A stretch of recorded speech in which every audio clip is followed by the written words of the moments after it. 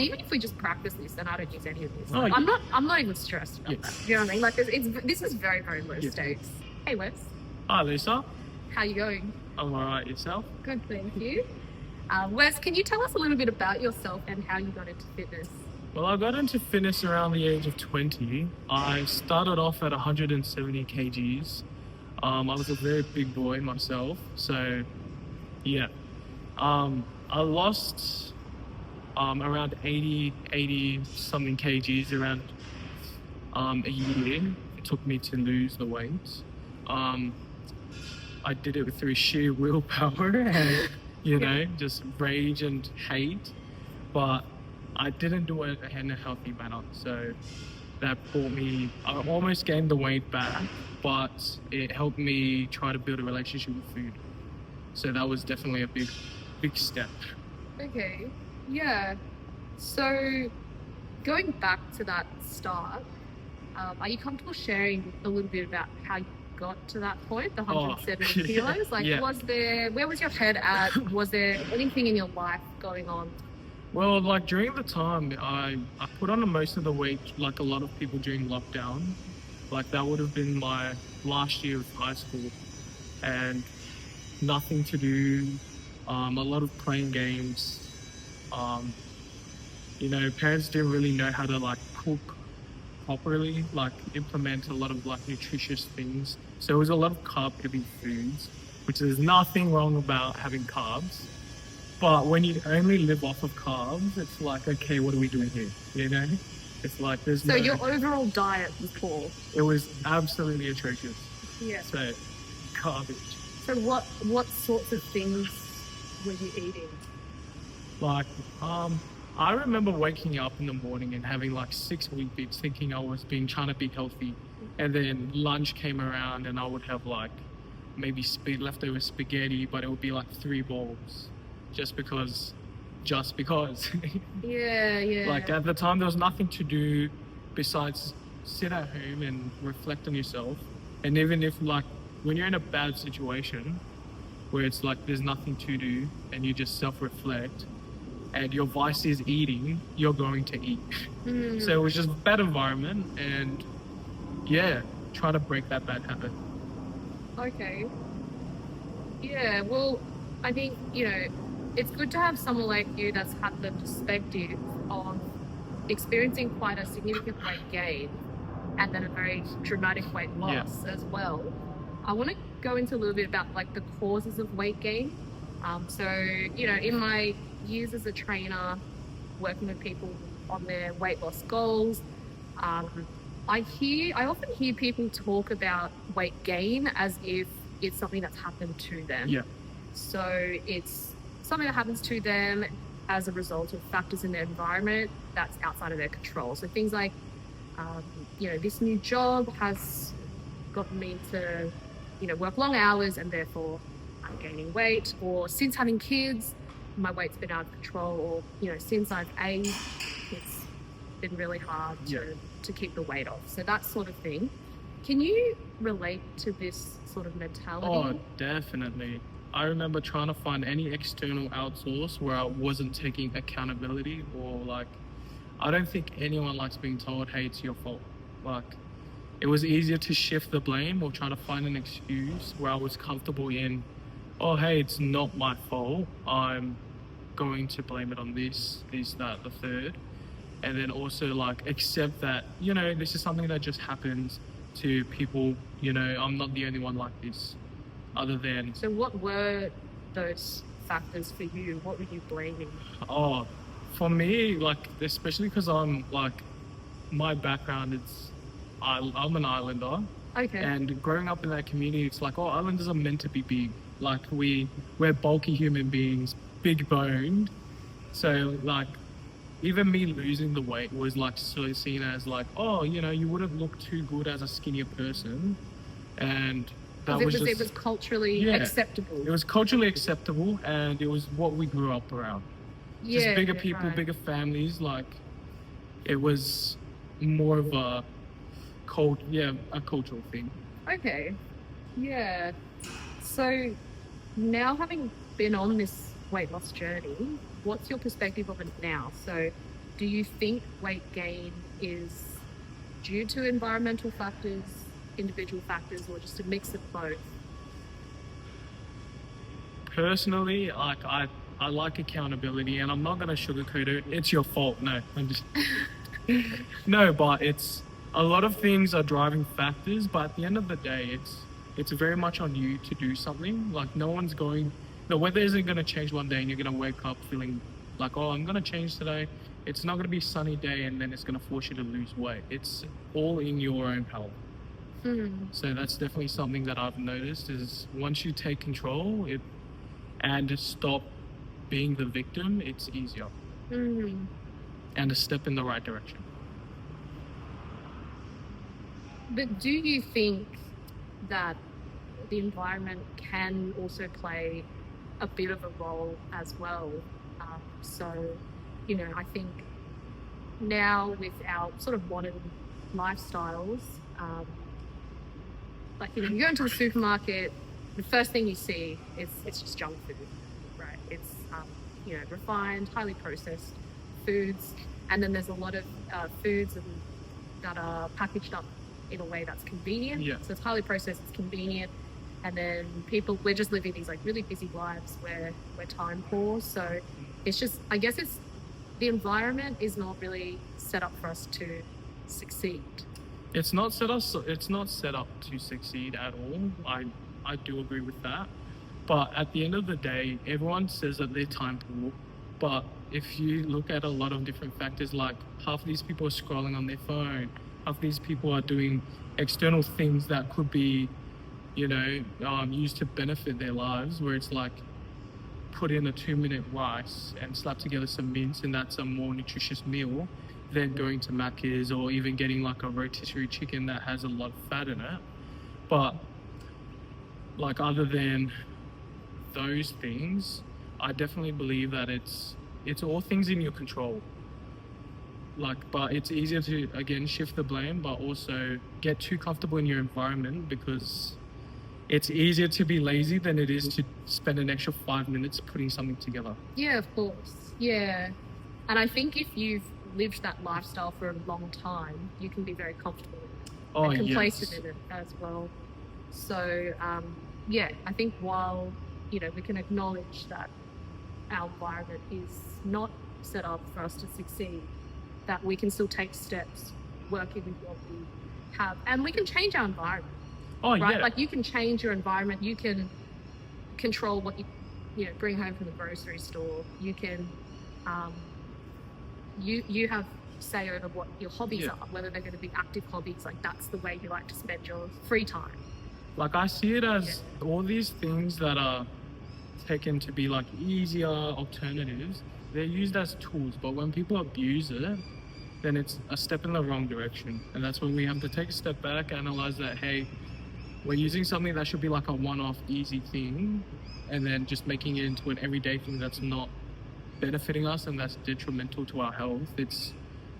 We're not doing things in moderation. Yeah. Yeah. That's with anything. A lot of people take things out of moderation, and then it becomes a lifestyle because it's simply easier. So yeah, I want to talk as well about motivation and mindset. Yeah. So, what do you think was it that got you to the point of thinking, right, I need to change? Was there like a light bulb moment, or do you think you just made a more gradual shift? Yeah, like when it comes to motivation and discipline and all that, I think you need to have a valid reason as to why you're doing it. Like a lot of people, they want the beach board. Like, yeah, all that stuff is good, but what happens once you get it?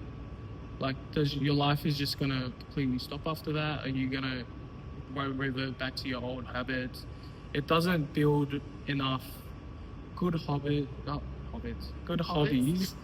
doesn't build enough. It doesn't build enough good hobbies, and it doesn't change anything in your life. Where it's like you went through this hard process, but you did it so bad and not sustainable that you hated it, and then it's not something that you would continue to do because you just wanted the quick washboard abs, or once you get past summer, what's that gonna look like? A lot of people don't have that why, and it's not a strong enough reason for them to change their whole lifestyle, but then just use it as a little milestone to get a little change something cosmetically, and it's like, oh, okay, once I have it, I'm good. But ironically, a lot of the times when you set very superficial goals without really understanding your why, it actually makes it harder to get there as well. Yeah. So you also never get there as well. Yeah.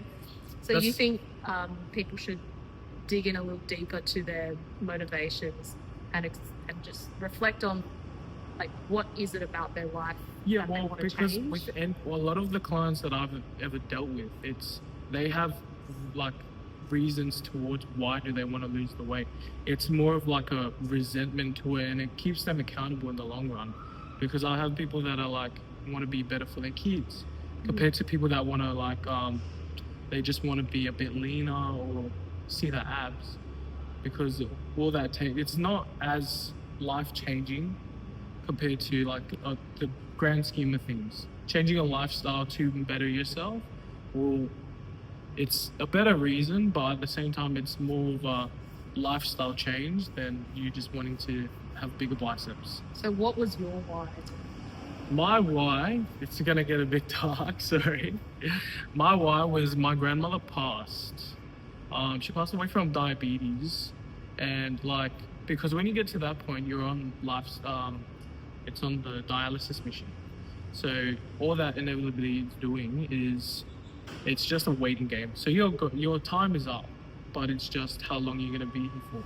So having her around and being surrounded by family and whatnot, it made me realize that it's not something I want to pass away from. Like, just I passed away because I couldn't control myself. So that was like, for me, the biggest thing was just that. It was wanting to pursue a better quality of life. Better for quality yourself. of life, but also like I didn't want to pass away and have my family knowing that this could have been stopped. Like, no one's at fault in this situation but you. So that's definitely was a real big reason as to why I started. And a lot of the little things that came along, like not fitting in roller coasters at like Easter shows, the little nicknames or whatnot. But that was the biggest reason. Yeah. So it's the quality of life, and also wanting to, live a long and healthy life. So you can also be there for your family and your friends and show up for them as well. I think a lot of people relate to that. Yeah. So did that always keep you motivated, or did you ever have times when you struggled as well with your I motivation? don't believe I see motivation as a 3 a.m. booty call. It's gonna be there at 3 a.m. Hey, how are you? But you're never gonna wake up with it. The next day comes and you're just like, oh, something pops up. It's gonna influence your decision. There might be a friend's party or whatnot that comes up that week. Motivation's never gonna be around for you. But if you can spend the time with yourself to then break these bad habits and then develop discipline, it'll get you further. See, I actually have a little bit of a different view. I agree with what you're saying, but I don't think it's due to a lack of motivation. I think it's that motivation sort of misunderstood. Yeah. So what I mean by that is, I think people seek motivation, and when we say the word motivation, people associate it with like positive feelings of of wanting to take action, like feeling good about what you're about to do. And that's not really how I think motivation always feels. It's this kind of like deeper desire to change your life, but it doesn't always feel good, I think. But I also think that motivation is not something like, it can be, I feel like it's a feeling that can be altered throughout though. Yeah. Only because it's like, it is a deeper feeling to want to do better, but you're not always gonna want to do better some days. That's true. It can ebb and flow as well. So that's the only reason why I don't like, motivation's always gonna be good to get you in the gym, but it's not gonna be the factor why you keep going.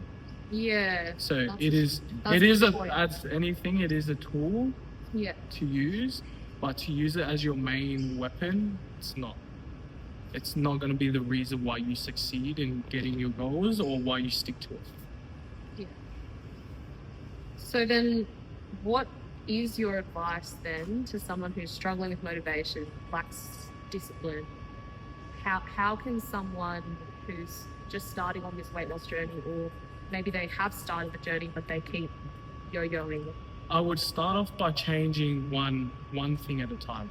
A lot of people, they start yo-yoing, or they inevitably give up because they do too much at once. Yeah. Where it's like, oh, I need to be more active in my week. I need to go for runs plus 6 days at the gym. No one's telling you to do that. You're telling yourself to do that. It's because you feel like you need to refrain yourself to such a small time window, where it's like you don't want to enjoy the journey and take the slowest approach and the one that's probably the healthiest and more beneficial to you. But you want to restrict yourself to like 2-minute ab workouts. You know, it's not going to come in 2 minutes, but it's something that you just incorporate over time. And breaking bad habits, it takes 3 weeks to break a bad habit, and also implement something into your life for 3 weeks is definitely something that's beneficial to you. So I would start off with like the most easiest thing, add that, see how that goes, create a schedule around it, and then once that becomes a habit, add on the next thing. So Little slowly, milestones. little steps, and Yeah. building upon foundations of habit change. Rome wasn't built in one day. So so practically then, how did you go about it? Like, what were some of the early changes you made, and then some examples of how you built on top? I got thrown into the deep end, which was my brother-in-law just pulled me into the gym one day, and then from there it turned into just me being on the cardio machine for maybe 5-10 minutes, and I wasn't really training with weights. I was just doing 5-10 minutes after work. 5-10 minutes after work. All right, I think I'm liking this. Okay, it's becoming easier, progressing, and then maybe one day we'll get to like weights. So it would just be pick one thing, stick to it. Once I got better at it, then I'd make it harder, and then I would switch, either incorporate something else into it if it got too easy, or try something else out.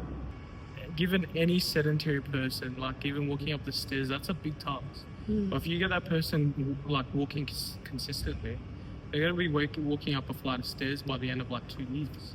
It's just, if you're not used to a certain movement and you incorporate into your life over like a period of time, you get better at it.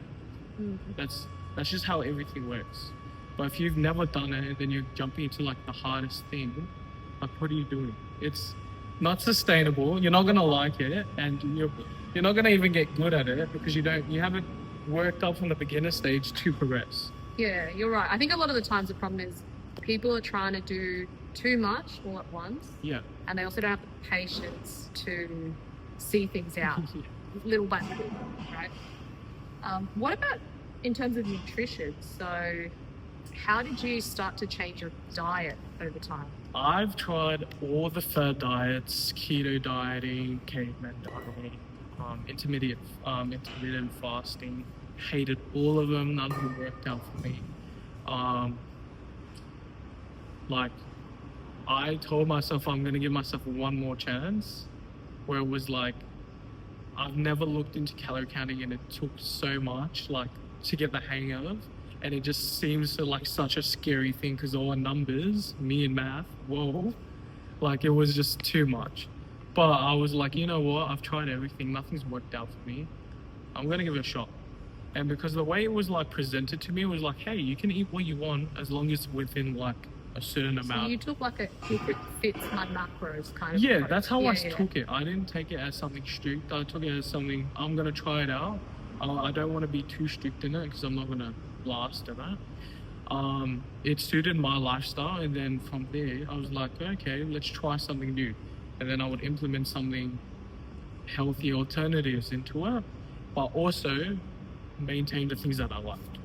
So that's what kept me on it for the longest, was because a lot of these fad diets are just cutting out a lot of things that you like. So you just have to find something that works for you. Yeah, like there's like. not one thing that works for everyone. It's Yeah. not cookie cutter.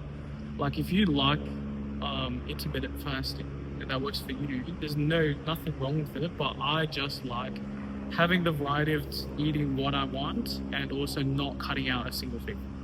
And that's including meals. Like you don't have to wait too long. Yeah, and like I want to Yeah. eat. I'm I a want to dude. You know, I'm a big boy. I want to eat. I want to eat as many times as I can and whatever I want. Yeah. So it's like it just fit me. Yeah. So it was definitely that. Well, yeah, thanks for sharing everything, from your story to some hard truths and really useful advice for us today. If people want to find you online or a bit more about your work, how can they find you? I work currently at Genesis Parramatta, and my social media handles will be in the description. So you can definitely find me on there. What Just starting platforms off. are you on? I am on Instagram and TikTok. Expanding, but yes, definitely getting started. Yeah. All right. Thank you so much.